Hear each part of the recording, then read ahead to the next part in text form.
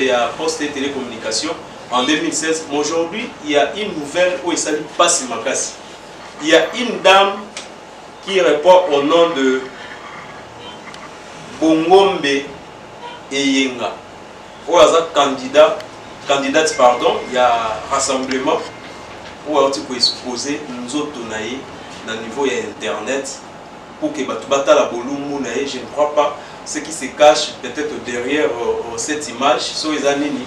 Toye pour que toi dénoncer un mot. Vous voyez s'il y a quelque chose qui se passe au pays. Synthèse.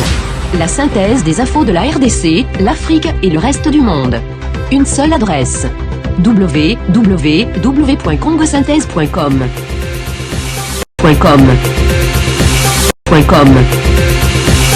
Congo Synthèse.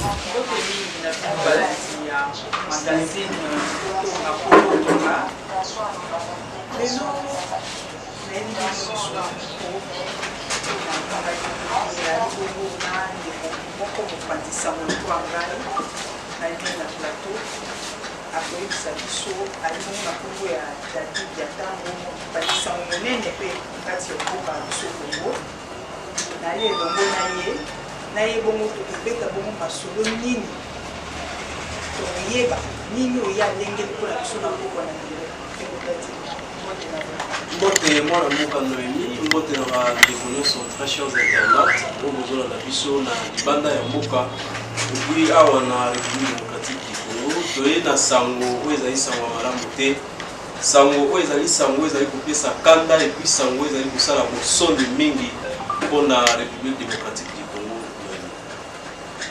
Ya solo sito babongo soye na kanda sango kopesa bongo bosoni mingi na kati ya mboka wa Congo. Sango ya nini? Oui, il y a un problème. Pour les cas d'abord, au niveau de Mboka na biso Congo, ok, faut pas comprendre. Nous avons un sérieux problème concernant ma sexta.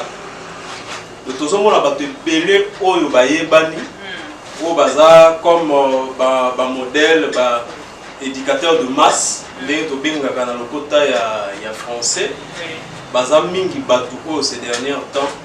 Baza ko sala ba pratique moko ngana ko benga ngo ko kit et ba pratique ya ko publier beaucoup plus ba vidéo na bango. Il y a même d'autres oiseaux ça ngo exprès sans qu'ils aient peut-être ba piège qui est là, on peut peut-être comprendre parce que chaque personne a na intimité na e, a ba relation na ya amoureuse a ko entretenir 3, 4 ou 5.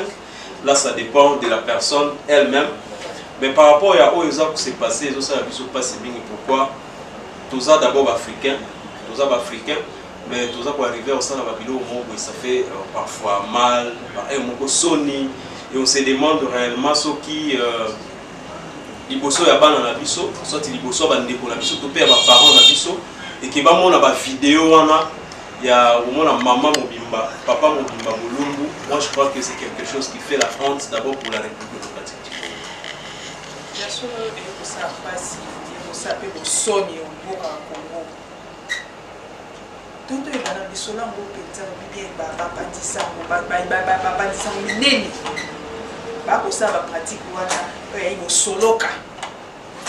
Ce que nini penza oyo yelsio awa na kati na plateau na biso ya totonga po totonga nini penza likambo nini oyo esalemi oyo esali pasi oyo etindi yo oya mpona kosombi tinya penza. Il y a liboso, je crois que nous allons parler par rapport à ton frère Nabiso que nous aimons beaucoup, Papi Mboma. Nous savons tous que notre frère vient de se marier. Nous souhaitons d'abord la félicitation à Nabiso. Notre confrère Papi Mboma. Mais là, je crois que pour Papi, ça reste peut-être à vérifier parce que nous avons constaté, tant que des professionnels de médias, il y a d'autres images qui ne marchent pas, où ils ont vraiment beaucoup d'éthiques. Mais quand même, donc, ça veut dire qu'il y a quelque chose. Là, j'en passe. Mais je crois que vraiment dans la plateau, c'est par rapport à l'homme d'État. Les hommes politiques. Voilà. Je crois la fois passée, c'était en 2016. Ministre Tokos. je crois que c'était le vice-ministre chargé à poste et télécommunications, au Babengi na Kombo ya Enoch Sebineza, où a été révoqué par le président de la République, tout le monde a ébi en haut. Alors tout ça tellement que même chose, ça se répète du jour au lendemain. De la minute où Tozo Sabiso, très chers internautes, donc c'était le ministre, vice-ministre et poste et télécommunications en 2016. Mais aujourd'hui, il y a une nouvelle où il s'agit pas si Makassi. Il y a une dame qui répond au nom de Bongombe Eyenga. Où candidate, pardon, il y a rassemblement où tu peux exposer nous autres dans le niveau internet pour que tu la bolumbu. Je ne crois pas ce qui se cache peut-être derrière cette image. Sur les années, pour que toi dénoncer. Vous voyez, s'il y a quelque chose qui se passe au pays par rapport à la bande de pouvoir, il y a beaucoup de gens au battre toujours pour que non, Tolingi Boete. Ok, cette fois-ci c'est de l'autre côté de l'opposition. Alors nous, tant que des Congolais, des vrais Congolais, on se tient debout pour que le président Yasseni Corneille Nanga a la candidature à cette dame. Malgré on vient d'afficher la liste définitive, il y a des candidats dans l'élection sur toutes les trois élections, mais Bissot Sengi tant que Bana Congo. Pas comme des journalistes, malgré tous jouer rôle dans Bissot, mais comme des Congolais. Nous exigeons que le président Yasseni aille invalider malgré en retard, mais à ça parce que c'est quelque chose que tout le monde a demandé. Nous ne voulons pas voir des hommes d'État bateau va diriger biso lobby et que base à bâtiment non on doit quand même se comprendre. Est-ce que information wana de Kodati basa lié wana te ndenge basa ki na lolenge ya depa ya nani ndeko Gisèle Fouille ya Sen TV. Non. Est-ce qu'elle va jeter? Si vous voyez par exemple même est-ce que vous vérifiez oui. Même Gisèle ce to la neli en bien jamais une personne tout ça quand même bateau to yekoli ndenge nini ya kozwa bilili to yebi comment ça se passe une personne piégée azara toujours accompagné d'un homme ou soit accompagné d'une femme. Mais tandis qu'une personne qui prend son téléphone ou soit sa caméra aye na yango a posé yango peut-être na fenêtre ou soit na mupandi ya metu et puis azongi sima se positionner, il commence à se masturber. Na habité sur une moto to ba ki basali et je sorti ba piéger. Je ne trouve même pas ici quand on non va piéger qui est loin de là. Total image ndeko wana par exemple ndeko Eyenga Oazali candidat na Funa numéro 459 et là on est à sali aye d'abord liboso ya téléphone na ye a positionner ya moi azongi sima abandi ko la kisabatu bolumbu na ye. Est-ce que vous pouvez vraiment imaginer que une grande dame, une personne au hasard peut-être pour aspirer un jour à la députée nationale, s'il vous plaît, député, une personne au hasard représenter le peuple. Mais c'est anormal. Un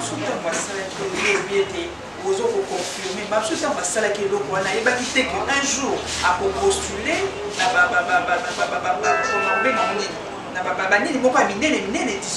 non, il y a un problème. Vous savez, la vie d'Abisso, quand nous marchons, tout ça à Makambo. Et c'est pourquoi parfois, même si aujourd'hui, notre gouvernement est en train de critiquer les Occidentaux, Bamindele, Boye, Papa, Maman, mais il va toujours battre, oh, Bisso, il faut tout ça clair. Pourquoi Mundele, par exemple, je prends l'exemple, Nicolas Sarkozy a posé candidature au Naï. Bazongi sima par rapport aux années précédentes. Batali atambola qui est la partie couteau maternelle. Est-ce qu'un enfant au hasard maternelle a conscient que non a ça la bouille ya mabe ou soit na ça ya malam. Mais bazonga kasima pour que ba revoir vie ya mutuana. Est-ce que la personne en question a viva qui nini azaki nini na batu. Est-ce qu'il y a qui peut-être bourgmestre dans la commune Mokoboé attend pour ça qui m'a ramené non aïbaki ça peut lui créer des problèmes au niveau de l'élection. Oui, oui. Il y a un candidat. Moi, si mon ça on va lui en ça quand il m'a bé dans le passé. Viola Kaye disons. Mais au fur et à mesure, on va postuler, bah, il y a un dossier. Voilà. Je crois que c'est la même chose que nous faisons aujourd'hui. Ça veut dire, donc, mais qui peut expliquer par rapport à ce que notre sœur Nani Eyenga, Oyasali, même si c'était une vidéo qui peut-être il y a Kala, mais quand même, tant qu'une personne qui a l'ambition politique, mais il faut quand même savoir comment on peut soigner l'image. Et aujourd'hui, même moi, nos hommes politiques ont vraiment besoin de service et de communication dans les ambassades. Les attaquants qui ont commis ministre, ont commis agent de communication, travail dans le non. Je crois que ça nécessite, donc, à côté d'un homme ou soit une dame politique, azala entouré na batu o baza ko penser batu o baza censé à soigner image naïe et surtout dans la période électorale. Et comment cette dame madame Meyenga arrivée à Osala Oyasali, je crois que l'image circulait partout. Moi j'étais même surpris, il y a pour na cyber pour que na sala moi misala na ndeka ezala que non tout comme information, j'ai trouvé cette image je ne le connais pas personnel. Mais je crois qu'elle a fait une recherche par rapport à son nom. J'ai trouvé que non, elle est candidate à niveau de Funa. Et ça n'a pas si ma casse. Pourquoi? Parce que si c'était une personne où elle a la majorité, aujourd'hui ça allait être une autre chose.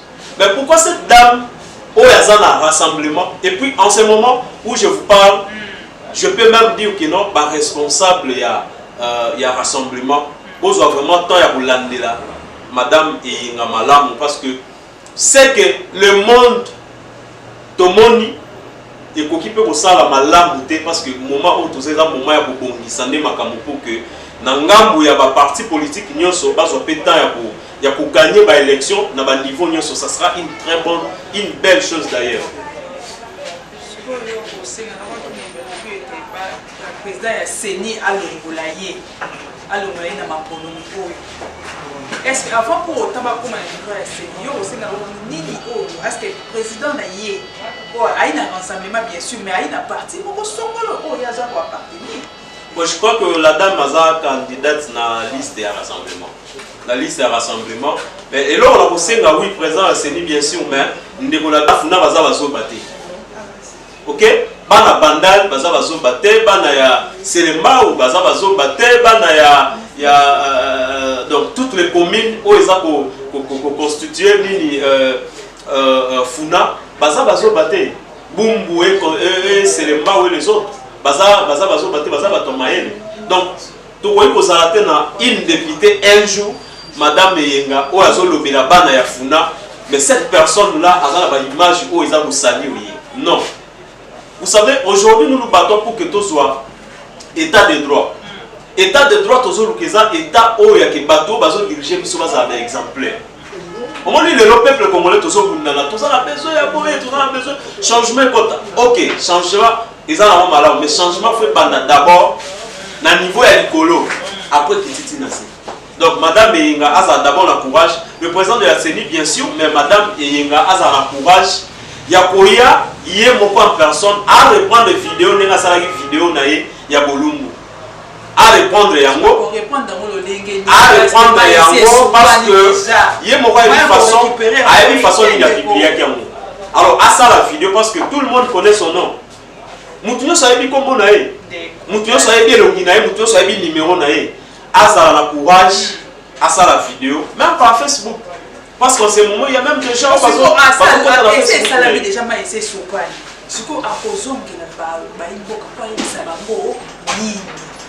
ayebi sabango ke bana mboka na saki mabe ngai mutu oyo na lingai na diriger bino na se permettre ya botika bolungu na ngai libanda pour la posa ya nzoto na ngai o nga personnellement naza étonné parce que la dame a se masturber yemoko.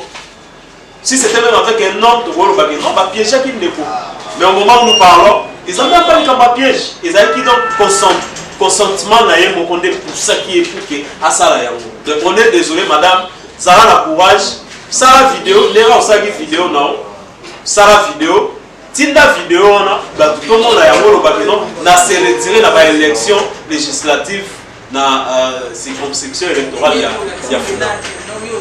À ça la vidéo, à maison qui s'appelle ça au cas où il y a à disons que c'est quand tu as dit pour la sapinza que non comment c'est ça que non mutaï na sima ya iloko wana et que na senga qui et que mobile soit mobile ya yenda senga qui était à sa vidéo wana tindela ye comment dire que ya peut-être les pour pas problème na kati na sur na couple ya ndeko wana non voilà soka une femme mariée. Bon moi personnellement je ne pense pas qu'elle soit mariée parce que une femme mariée ne peut pas se permettre de faire ce que la dame vient de faire. Je ne crois pas. Donc, par rapport à Ndeko, ceux qui ont béni en faisant erreur, maintenant la web sur ils ont erreur. Ils ont erreur au yé mon pas qui n'a besoin pour qu'à satisfaire pour ça y a un autre naï. C'était ça. Pour ça pas joigner. Pour vous dire que les gars et que naza moi mécanisme et que lobby na diriger mboka lobby na pour ça sous bozo bana pour que babi le passé rattrapaka babité tant que sali eloko wana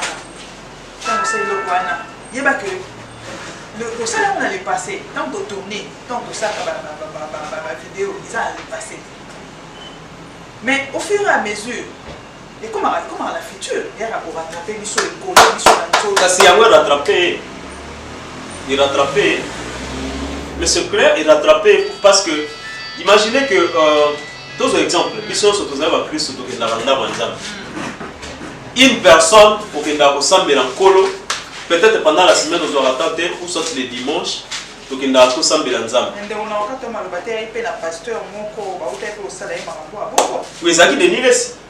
C'était des niles, tout le monde le sait. Nous savons bien que nous avons des niles, nous avons dit que nous vidéo. Alors pour que nous avons donc nous avons dit que la Bible est pour se masturber. La Bible est pour ça les combos. La Bible est pour inate, to bomate, to ça la beauté. Le mutu oyo se masturber, ils ont nenge mokona mutu oyo asaleko. Est-ce que vous êtes bien? Mais il faut atubela yango loko to sengi na mwana nani mwana mboka nani eyenga futur député eyenga asa na courage aya bisa bana mboka ke na salaki mabe na ndimi vraiment que na salaki mabe alors na retirer candidature nanga. Parce que imaginez, je prends l'exemple. Oui. Oui, je prends l'exemple. Bengombe Eyenga, candidat numéro 459, Nafuna, Baeri ou yé député. Un jour, Azolo ban assemblée, na parlement, à Témi Liboso. Obi ke mutumso boza na ndaku, abomo la ka non, une dame na Témi alati kitoko, na zomo ne bulu.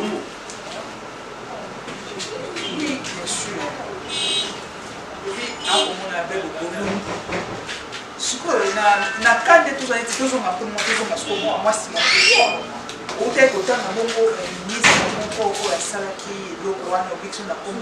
c'est Bineza, vice-ministre à poste de télécommunication. Papa c'est Bineza wana. Et c'est na propre gré na ye moko na poso ya ye to ya ki lelo moko tinda ki e pour que asala eloko ndeko yenga pasi bon ko ça. Maman Noémie, il a des locaux où ils ont dérangé biso makasi ces années. Et ça que ils ont battu baza et belé mais oh baza bandoki à République. Vous allez comprendre. Je prends le ministre Sebineza. Vous pouvez imaginer un ministre vice-ministre à poste de télécommunication qui se permet de se masturber dans son bureau, dans le fauteuil, dans le bureau. Derrière lui, c'est la photo du président de la République. Mais ça ne se fait pas. Le ministre a en prison. On se demande aujourd'hui, ministre, on a point d'interrogation. comme ministre est-ce qu'aleki mutu ya pouvoir to alaki mutu ya côté ya opposition to alaki mutu azalaki mutu ya pouvoir azalaki mutu ya pouvoir mutu nyonso ayebi yango ke azalaki mutu ya pouvoir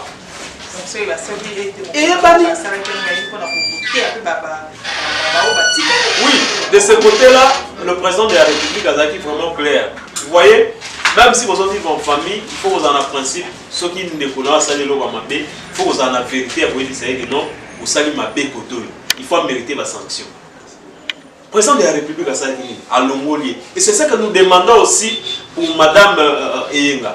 Comment une grande dame, parfois beaucoup de temps, vous ont respecté, mais qui se permet à boutique à Bolumbu pour les entrer à exhiber devant la caméra, s'il vous plaît.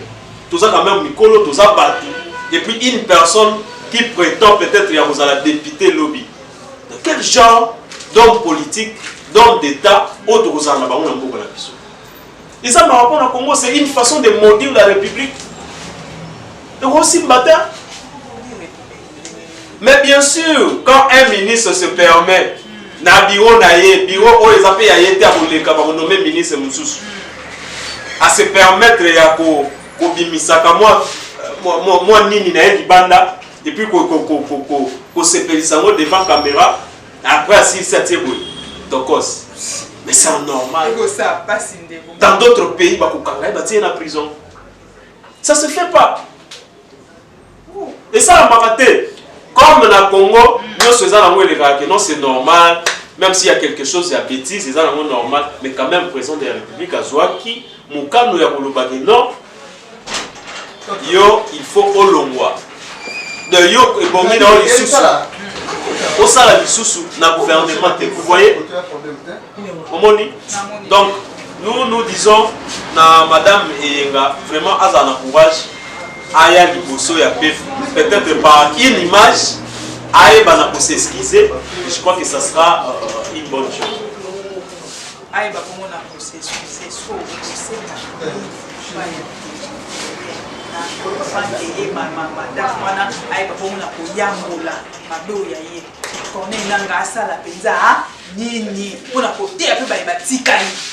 mais Corneille Nanga, tu n'as pas dit que Corneille Nanga, oui, mais parce que y a des détenus la liste pour le moment à afficher déjà. Corneille Nanga na machine où ils ont dérangé, tout ça pour tout passer. Corneille Nanga to pe misaye nanga. Ngana lingi obele ndeko Eyenga ye moko azala na courage wana candidat 459 na funa azala na courage asa la vidéo a reprendre même vidéo au moins denga la bisa ibatu bolumbu na a reprendre même vidéo par même canal à la sabatu que non na yé vraiment bana nyo so funa parce que bana bandal bana bumbu bana selembao maman baza bazo baté baza ba intello. Si je ne me trompe pas, c'est quartier là. Quartier à Batamaël.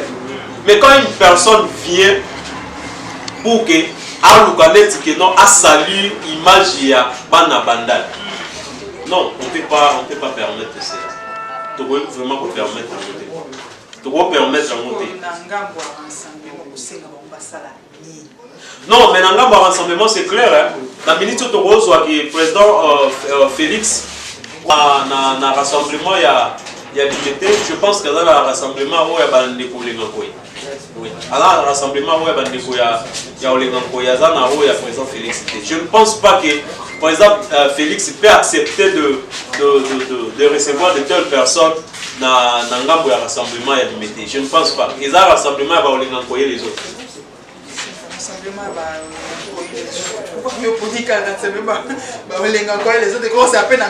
Mais vous savez que parmi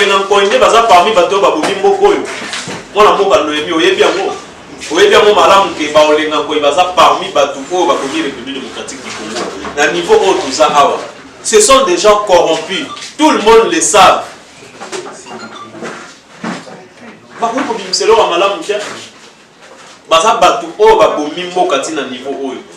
Je crois même d'autres personnes bana Congo ebele bakotuna quand même bana olenga bayoki kombo nini olenga nkoi ah donc yo mwana olenga nkoi OK to éviter oyo oyaka na mkoleza eko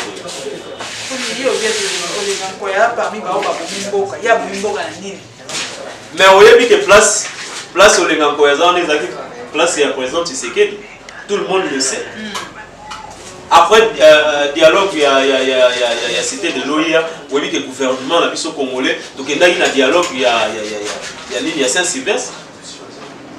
Parmi les points où il faut respecter, il y a un mot que est en malam. Tu vois que poste il y a ça, ils ont acquis pour la présidente Etienne Tshisekedi.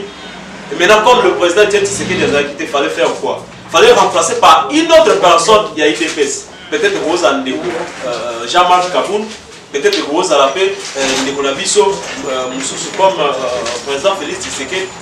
Mais c'est là et c'est pas ça qui n'a marqué on a dit. Et ça mis dans des donc aujourd'hui, si on peut citer des gens qui ont tué ce pays, entre autres, ce sont Baolingo.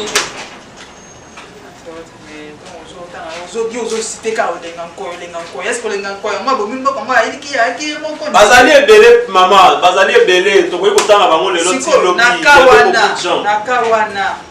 naka ndeti ya ndeko oyo ya mwasi oyo ya asali bakozoba na ye moko azwi kamera nde obi abandi komifilme titititititi alakisi bolumbu na ye asali makambo oyo akoka ye kosala siko olenga nkoya ye kosala nini na kati ata koboma mboka yango ti na kati ya makambo wana ye kaka na kati ye kutayebisaki ye keno kende zwa kamera tia liboso na yo banda komifilme lakisa bolumbu na yo banda komisimba banda il y a toujours un principe on a le baga que non mutu oyo atikali kopesa eloko ya malamu te na vie na ye. Je crois que c'est difficile pour que vous puissiez chance dans un moment pour qu'après bine eloko moko ebo trouver solution par rapport à un problème. C'est une personne qui a connu beaucoup des habits dans la République démocratique du Congo. Nous connaissons tous Makambouya Babis et les autres. Là, c'était en 1+4. Nous savons bien que Babis, il y a un gouvernement et puis à Salé, tout le monde le sait. Alors, comment on les a encore c'est l'eau comme un lame dans le rassemblement là. Il faut que nous sachions pour que et si on a une image quoi. C'est ça. En tout cas, nous avons bien payé.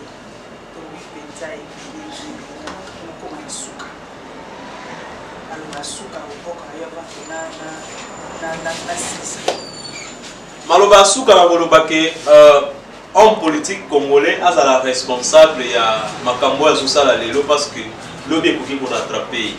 Là je ne parle pas seulement de l'homme politique na rôle de la congolais parce que toyebi vi lobi neni wo komemela biso te ndeko na biso yenga peut-être ezaki vidéo ya kala mais lelo est rattrapé quelque chose à ça qui peut-être pas ami sepelisa soit a sepelisa ndeko moko boy songolo asenga ki yango mais lelo a se retrouver que candidat na funa numéro 459 et comme les sikonga comment dit makambo ebele rotinda que non au sala comme la Bible nous dit aussi que non tout est permis mais tout n'est pas utile. Moni Bible zo peksa biso d'abord que mutu oyo mwana na ya moni bolumbu na azala modi nazo exemple ya ndeko na biso yenga candidate na funa soki par exemple vidéo oyo soit moboti oyo amoni oyo aboti amoni vidéo oyo na éviter ça ndenge nini ou soit petit frère na ye voire même son grand frère amoni vidéo na ye bolumbu et ça le ndenge nini webi ezaba bolumbu ezaba bien peut-être mona ndeko mususu mais pas la grande sœur, non, soit la petite sœur, encore moins à moi, ça fait trop mal. Nous avons courage, comme mot de la fin, nous avons courage. Ça, la vidéo, répétez parce que il y a déjà une expérience, ou il y a déjà des films. Ou ça, la cadrage qui toko, ça a courage. Il y a deuxième vidéo, au public, ça a courage. Oui, ça va na funa que non vraiment bolim bisangai na ndenge bomoni bolumbu na sambwe na boina za la futur député l'Assemblée nationale qui na lobame image na ngeza malamu te zala na courage solo la na bana bandal bana selimbao oui ça va bien non non et là madame Bengombe Eyenga Kibe Shamsa candidate numéro 459 na funa na compte ya rassemblement ya Kasavu. Il y a un poussé biso que notre a dénoncé yango Parce que ça se répète souvent. Vous faites d'abord et la salle, vous faites d'abord. Oh, comprendre la salle, vous allez vous et enfin, donc il y a voire même les hommes d'État, les hommes politiques, bateau baza censé avoir exemplaire dans le cannabis. On ne peut pas continuer à vivre de telles choses dans le cannabis. Ça doit changer parce que biso des bilingues génération d'Abisso, il faut tous maintenant relève, il y a voulu que faire booster makambo pour que tout change. Ya solo biso des bilingues ya koluka ete mbongo na ekota bongo mboka Congo Kinshasa na mboka Congo na surtout biso baye toali bongo na capitale Kinshasa to komona ba maman ba ko violer bango par-ci par-là biso na compte na ngai de Noémie Ange Mpoyi na kosenga ete en tout cas ba biloko wana il faut esila to soit pe dans conscience na biso moko ba ndeko basi nini oto kosala est-ce que maman oto kosala lelo est-ce que lobby e ko rattraper biso te hein to sala makambo to bi ke lobby oyo kozala bien pour na bonheur na biso to sala ndeko sala mabe lobby yo ka sobi te na sala mabe te suki na pembeni ete mutako yeba te osala na mpuku mais la technologie mondiale a servi biso ya 21e siècle et comme déjà songi bandeko basi bandeko mibali totika makambo to kosala ima monte et comme ça personnalité ya biso moko to kozonga si moi na mboka Noémie na kati yo maloba te okoki ko imaginer que mutasali WhatsApp est-ce que azangi régime moko boya ko surveiller bappel à bato ba vidéo azana mo quand tu fais une vidéo au Tindeli, peut-être pour prouver mon bail, soit moi si il faut Tindeli bolumbu na yo, ou soit tes gestes et ça là non mon bail réellement bolinga kay. C'est une façon de se rabaisser, même si la personne en question te donne de millions. Pourquoi ça la monte? Ça te fait pas un homme. Et ça l'a raté. Bolumbu, pourquoi tu l'as tabilamba? Alors bata mutangala. Tola tabilamba parce que photo bomba nzoto ya mutu ezali esika esantu ah on y a même un frère Mike Kalamba ya yemba que non oboya kolala na ndako oyo mutatonga mais on ndima oya kofanda na nzoto na donc notre corps c'est le temple du Saint-Esprit. Comment tu oses même na sens ya ko respecter ki bomoto na bisoté ce que nous faisons aujourd'hui même de Dieu dans le ciel autant biso le baké non mais c'est grave. Alors, comme un conseil vraiment, malgré la loba qui déjà n'a su ce qui mais ma camo se te continue en tout cas comme lobby. La pesi bandeko ce qu'on permettre là. Bandeko oyo basungara pe biso là je vois moi na mboka de game donc studio de game na Kitambo oyo asungara pe biso mingi vraiment to pesi ba mote mingi au niveau beta de l'hôtellerie ya pas de game espace à bien les amis pour recommander bandeko na bino na Kinshasa wa obeta de l'hôtellerie pas de game pour libérer pe bazo lukaka ba bima pe mboka eza na mope mabete eza pe lisumu te to pesi mote pas ndeko na biso héritier Kapuka donc muta monene to pesi mote mingi pe na bandeko nyonso to bosente Christian image o asungaki biso na poko lelo pe ndeko na biso moyembi na nkolo oyo aye kotala biso na poko lelo to pesi pe mbote belé ndeko na biso plaza na ngambu kuna ba mbote belé vraiment tokutali mbala sima so to moyo loka mabe to dénoncer yango et là ba mbote belé pas boss de boss na posa ni était na répéter les sous boss de game maison de game na Kitambo non le hôpital Vélodrome pour l'ingi pendant beta de l'hôtellerie qui toque on a ba commission ya bien ya la maison de game merci beaucoup. OK merci beaucoup matondi mini na yo ndeko dadi na salon kitoko ela kiso.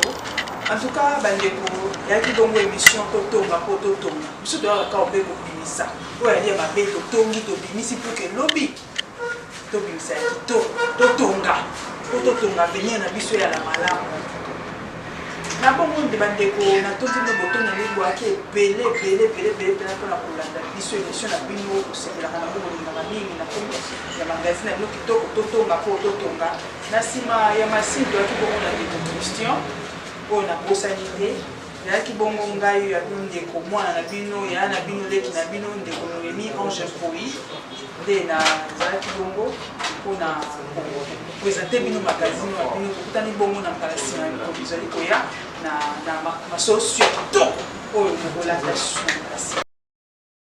Congo Synthèse. La synthèse des infos de la RDC, l'Afrique et le reste du monde. Une seule adresse. www.congosynthèse.com.